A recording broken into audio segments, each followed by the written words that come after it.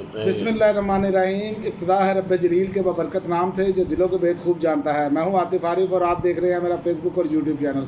नाज़रीन, आज बहुत अहम खबरें हैं। सुप्रीम कोर्ट ने जिसे पंजाबी में कहते हैं फट्टे उखेड़ दिए, फट्टे उखेड़ कर रख दिए हैं उन्होंने। और उन्होंने ये बताया है कि किस तरह ये बेहंगम किस्म का फ़ैसला सुनाया गया जो इमरान खान के ख़िलाफ़ सुनाया गया। इमरान खान को सज़ा सुनाने में इतनी गलतियां हुई हैं कि इसको बयान नहीं किया जा सकता। ये सुप्रीम कोर्ट के रिमार्क्स हैं। क्या मुल्क की किसी और अदालत में ऐसा होता है?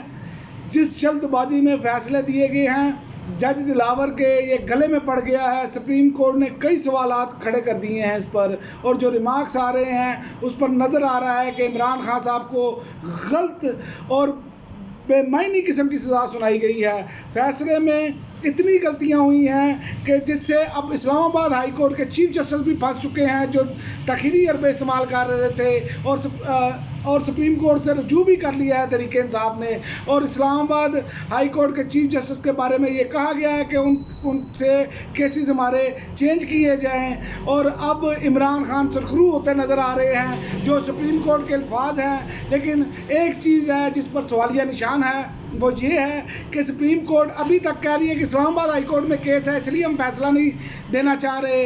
इसलिए कि सुप्रीम कोर्ट को फैसला देना चाहिए क्योंकि एक शख्स के साथ नाइंसाफ़ी हो रही है और इस पर कौम शदीद गम गुस्से में है। कौम की 80% से ज़्यादा तादाद इमरान खान के साथ खड़ी है। इस पर सुप्रीम कोर्ट को सोचना होगा, हमारे निज़ाम इंसाफ को सोचना होगा कि किस तरह हमने इस मुल्क को आगे लेकर चलना है, कैसे निज़ाम इंसाफ को बेहतर करना है। और दूसरी जानिब मैं आपको बताऊं कि जज हुमायूं दिलावर की ये गलती और ये जल्दबाजी उनके गले में पड़ गई है। उनका मुस्तकबिल भी आइंदा आने वाले दिनों को आपको मशकूक नज़र आएगा और उनके ख़िलाफ़ एक कार्रवाई होती हुई नज़र आएगी।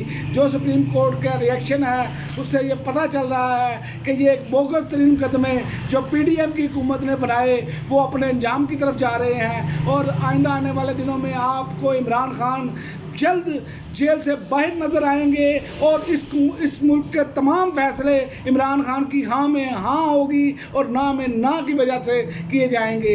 ये आपको नज़र आएगा क्योंकि जो सच होता है वो कभी छुप नहीं सकता।